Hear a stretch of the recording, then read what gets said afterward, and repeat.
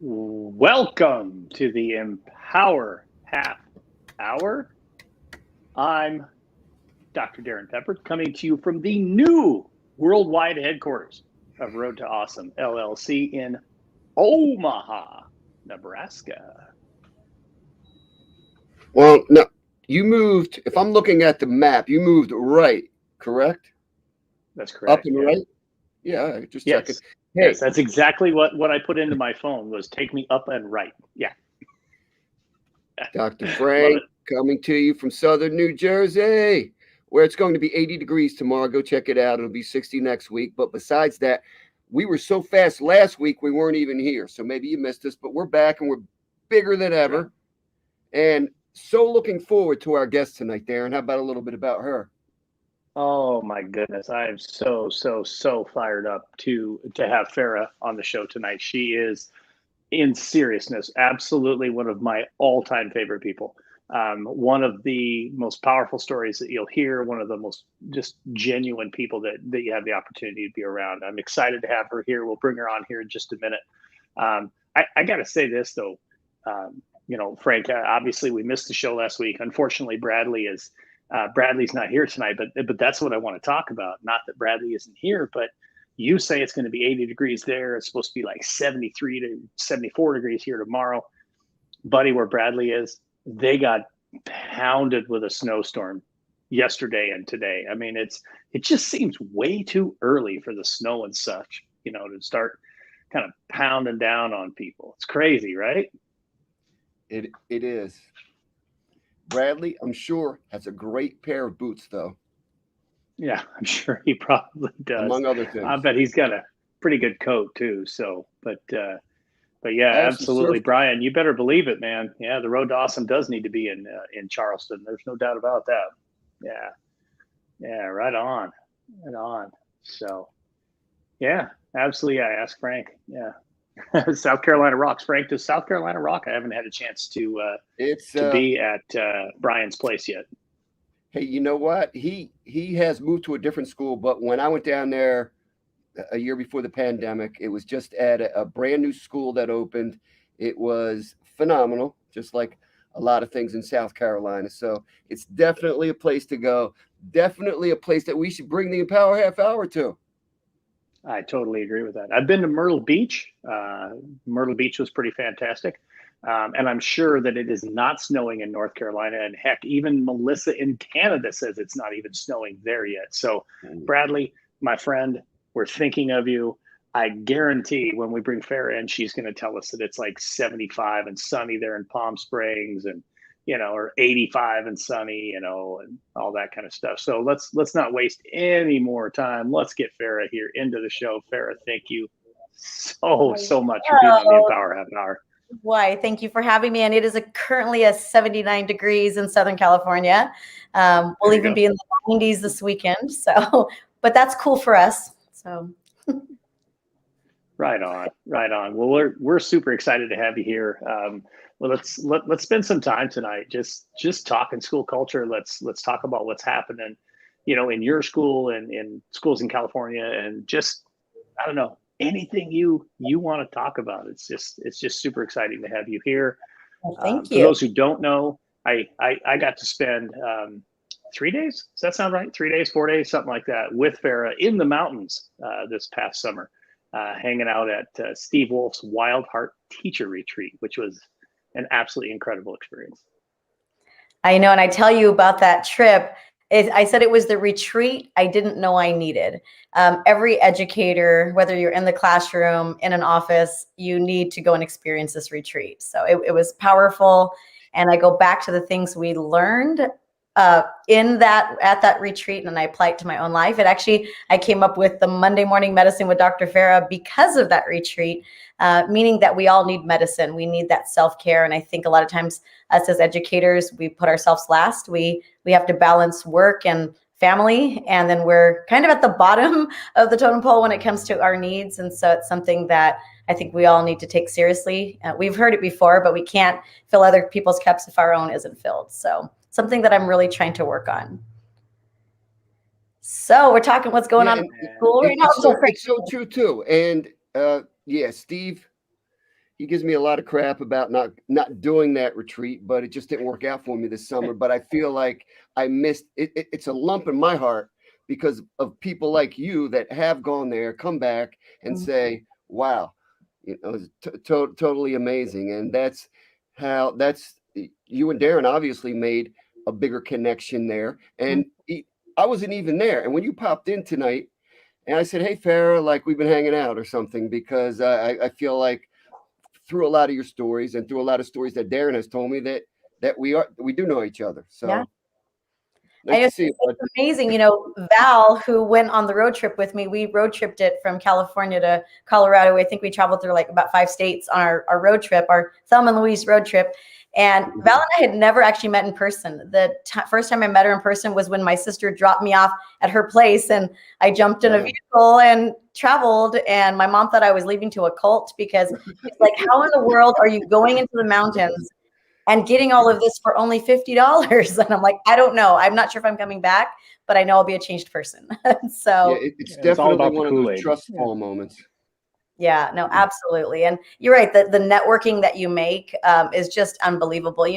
I think sometimes a lot of us who are in leadership or in the activities world, we put out a lot of energy, and we always see that glass half full, and I think we just exude this. You can feel it when you go to like our CATA conferences or other activities directors conferences. And a lot of times when I'm at my school, and no offense to anyone I've ever worked with in the last 21 years, but there are some people that get down and get negative, and then you got to surround yourself with your people. And that's what we did. We found our tribe, and it's the people who remind us of our why and why we got into education, why we do what we do.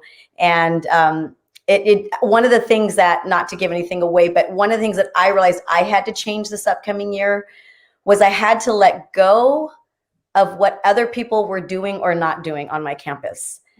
Because I go an hour early. I stay usually 1 to 2 hours after school. I give up my lunch every day, and not everybody is as crazy as I am. And that's probably not even a good thing, that I don't even take the time to use the restroom. And so, but I would see other people like, well, why aren't they working this hard? And why aren't they doing this? And it was weighing on me, and it was freeing to me this at the retreat, when I really had to let that go and just say, look, I'm going to do what I can do. And that is it. And I know what I'm going to do in my time, and I'm going to do whatever I can to affect change on my campus. And my goal as an educator, I have my 2 words: inspire and empower. And that's what I try to do every day until I take my last breath. I think that's amazing.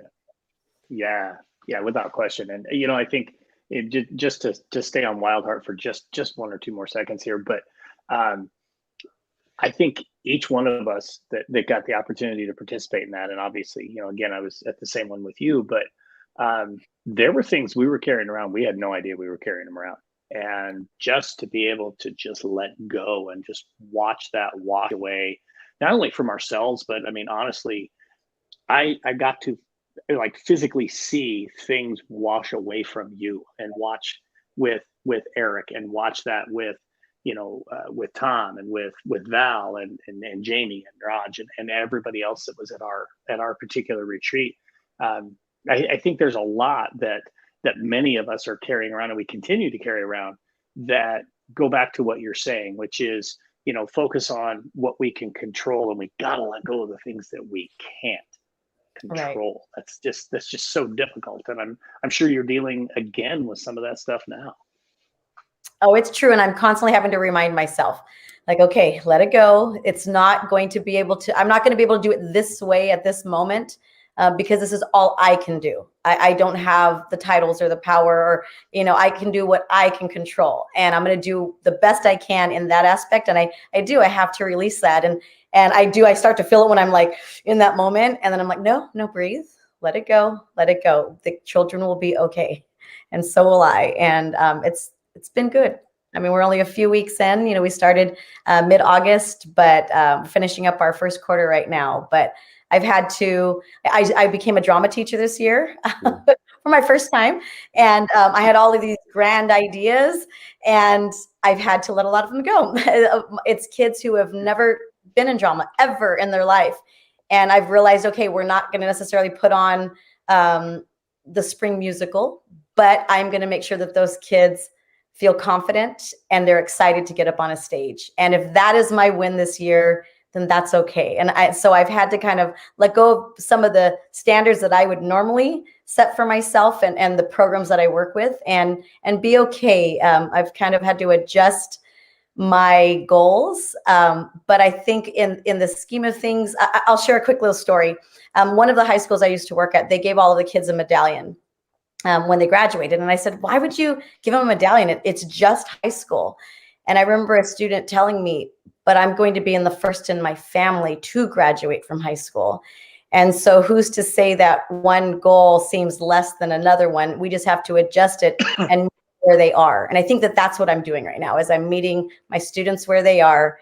And if it's not the spring musical and we're not doing a whole Broadway production of Hamilton, that's okay, because we are going to just, like I said, get to know each other, feel great about improv games, get up on the stage and be excited to be on that stage.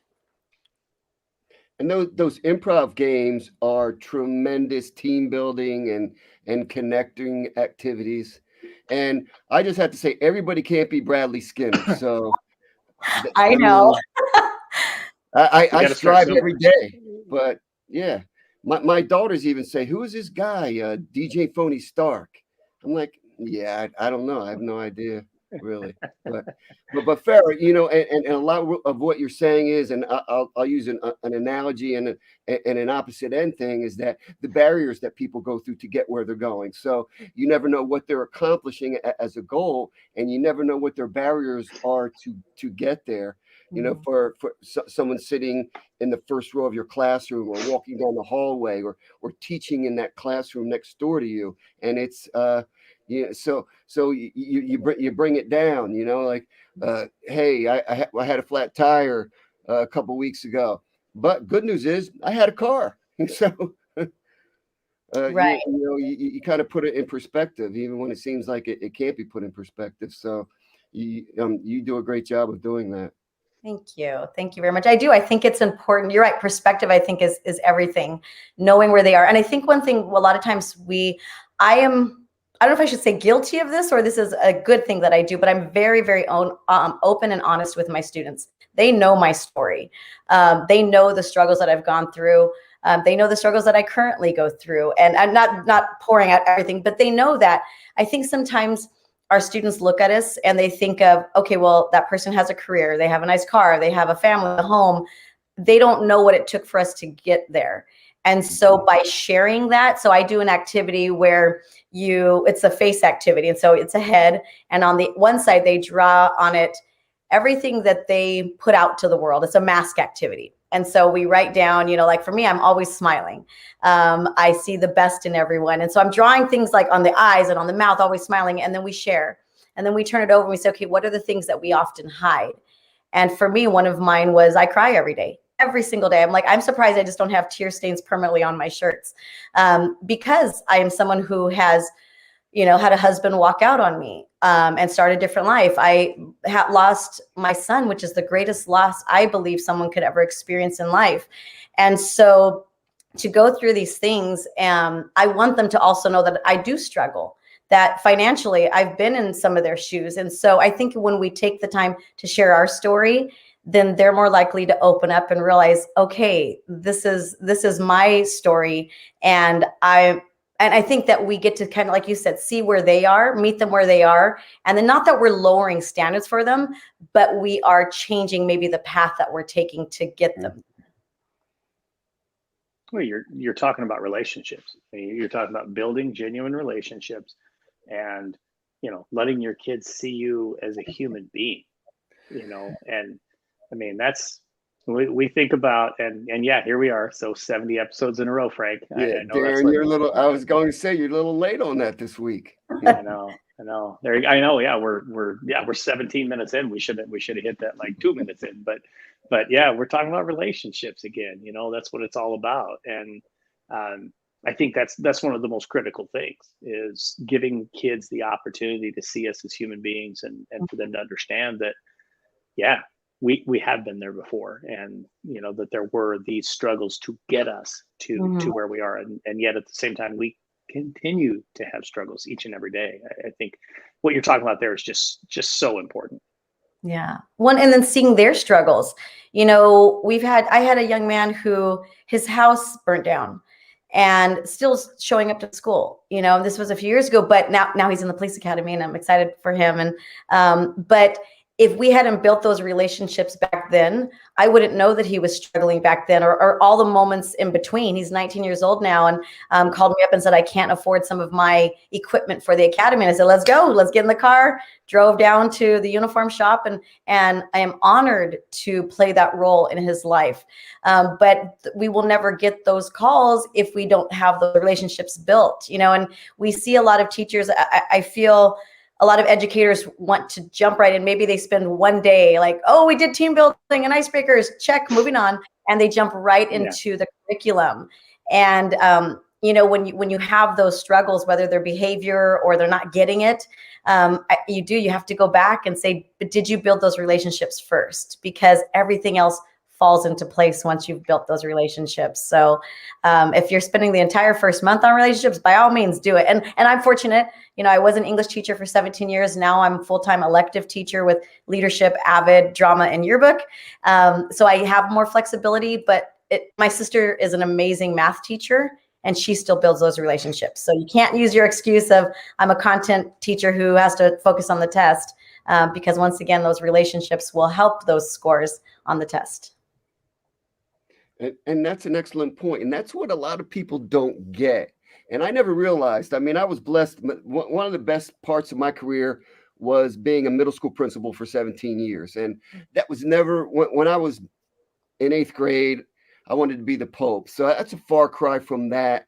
However, I never realized, and until I became a principal, until I met people like Darren and people like you, how important that climate and culture is in test scores, you know, because we're judged and will forever be judged in our country on test scores, unfortunately. But when you create that place where people want to be, the amazing happens. It's that Disney World moment where, hey, I've got this, because they don't want to let you down. They don't want to let each other down, and you don't want to let them down, and you don't, basically.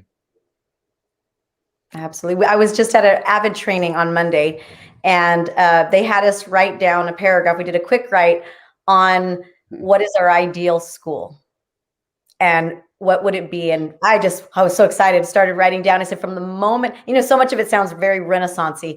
And so I said, from the moment you walk onto that campus, you can see it, you can feel it. It is that school culture. It is that common vision. It is a common commitment to each other. You're right, that we don't let each other down, that we are there for one another, that all of us hold each other to a high standard. Because we truly believe that everyone on that campus can succeed.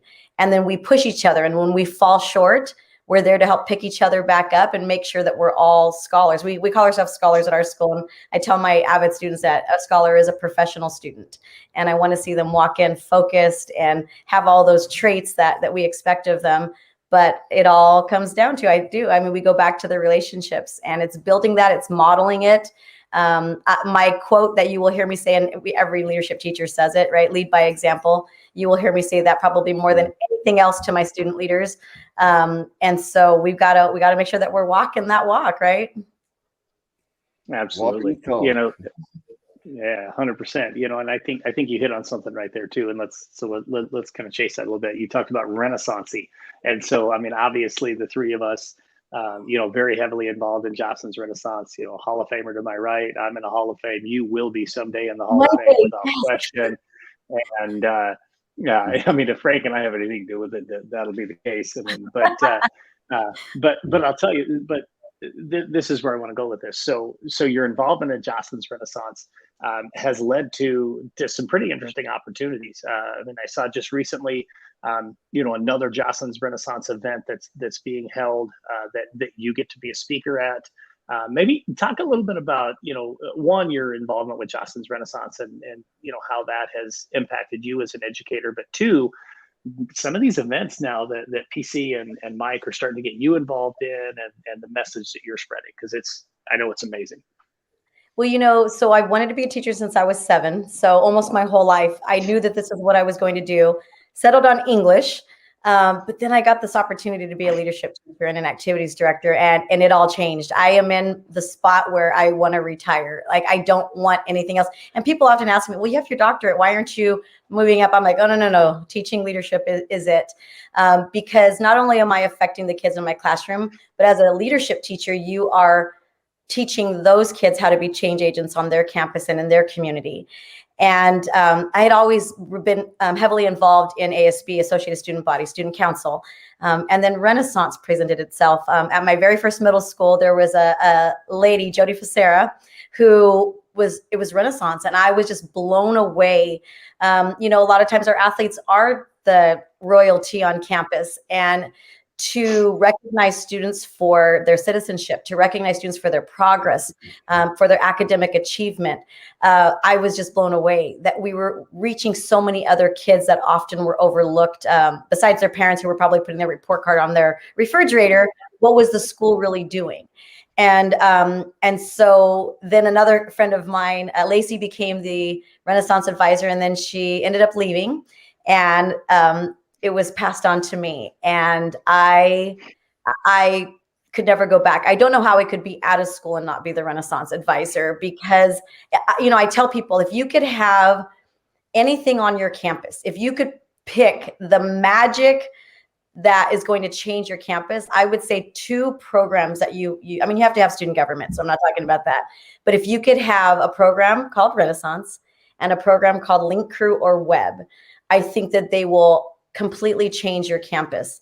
Link Crew and Web is with the Boomerang Project, and it is those transition programs where 8th graders become mentors to 6th graders, or juniors and seniors become mentors to freshmen, and they really help with that transition and help them bond and create that culture. And then Renaissance is just completely celebrating the students on that campus. And they talk about the walk-aroundable, the tangible walk-aroundable, right? So it's not just saying and checking boxes. I think too often we see schools do that, where we're like, "Oh, held that meeting, check it off," or we put up a college banner, "Oh, check that off." But it is a feel on the campus. And so, I've attended a lot of these conferences, a lot of times by myself. I'm the only one from my school there. And I've watched all of these amazing speakers from afar. 2 of you are sitting right here. And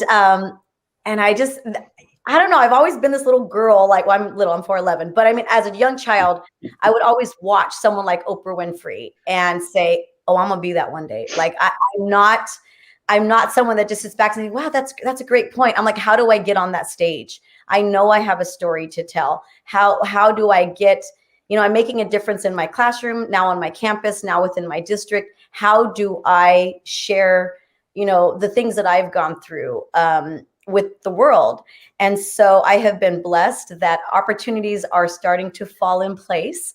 And so, PC, Phil Campbell, believes in me. And I thank him every time for the opportunity. And so I've had the opportunity to speak at both CATA and, Renaissance conferences. And then now he's asked me to hit the road, and I'll be in Dallas at the end of the month, and then planning some other locations. I believe Colorado's coming up after that, and then some more across the country. And it's to really spread that magic that Renaissance has taught me, really how to change your campus and really transform our students. And, like I started at the beginning of this, that the 2 words that I look at are inspire and empower.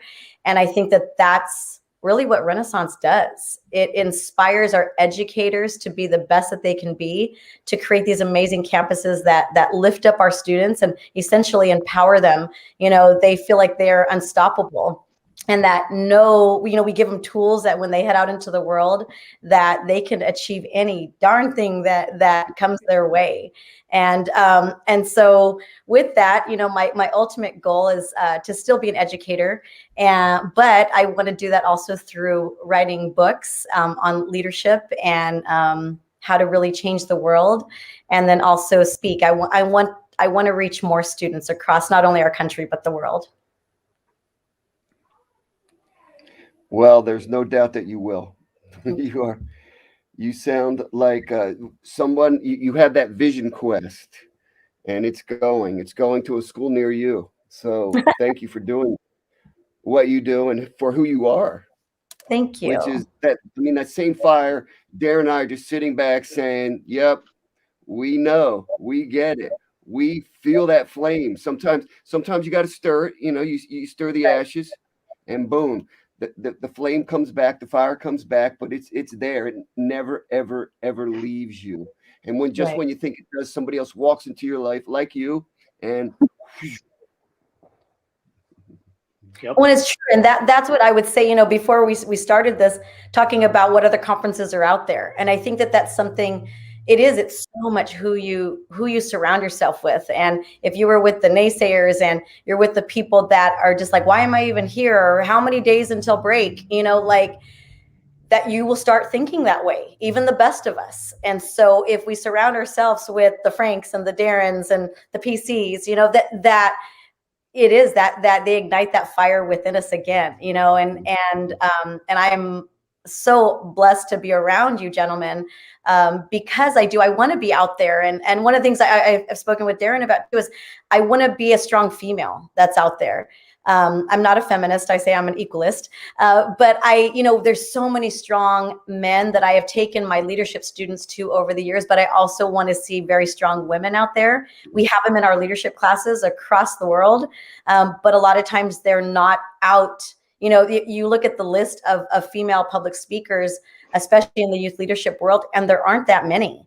And so it's something that I am proud to do. When I run back and tell my students, I just got asked to speak at this conference at Universal Studios, and they're all applauding me and they're so excited, because one, I hope they see what I give them in the classroom, and they know that it's a passion of mine. I every morning when I wake up and pray, I say, okay, just give me the strength to serve my purpose. And it is truly to inspire and to empower. And I hope that I've done that with when I say my children, I mean my sons and the ones that I teach.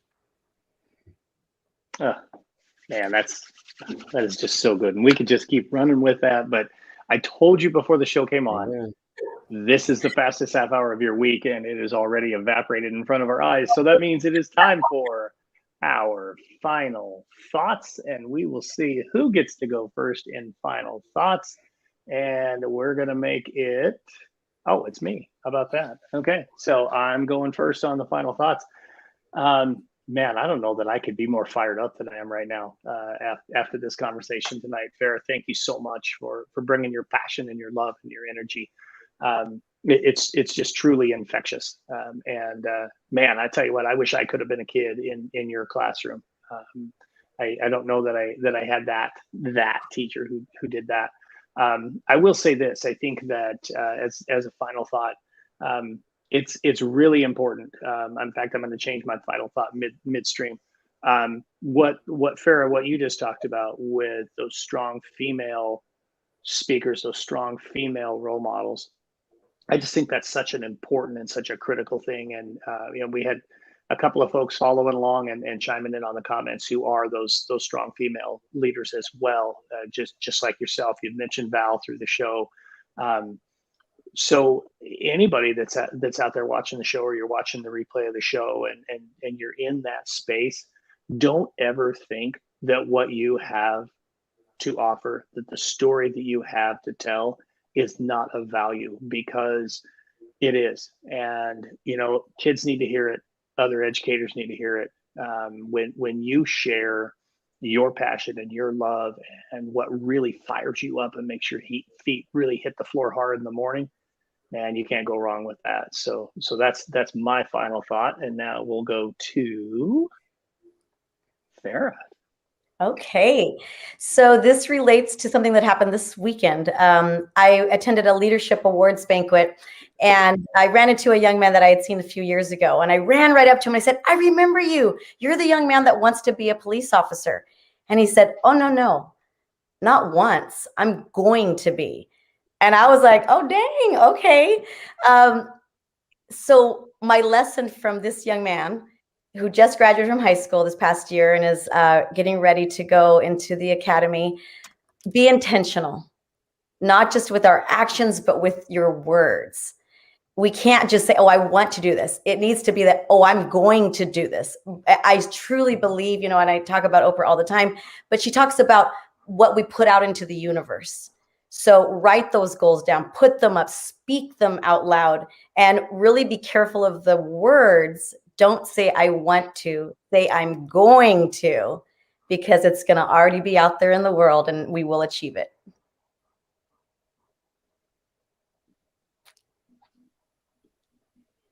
I guess it's my turn.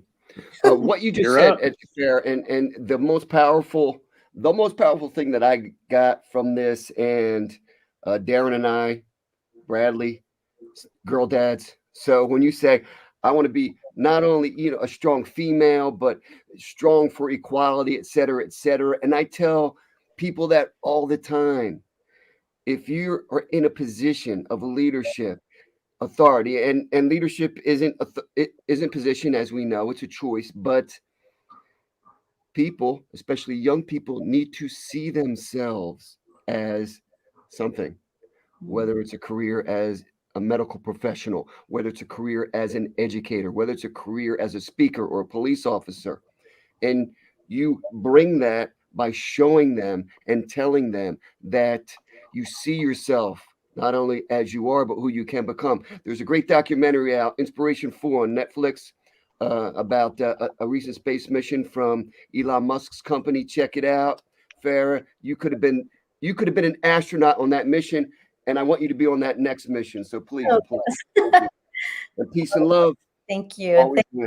Thank you, gentlemen, for giving me the opportunity. And you mentioned giving someone the space, and that's what you did for me this evening. So thank you. Mm-hmm. Well, we appreciate you being here. Thank you so much, Farah. Tune in next week again for the Empower Half Hour. We're going to find out if Bradley dug himself out of the snowstorm, and we're looking forward to it. Get out there, have a road to awesome week. Thank you all for joining us tonight. Farah, thank you again so much. Thank you. Talk soon.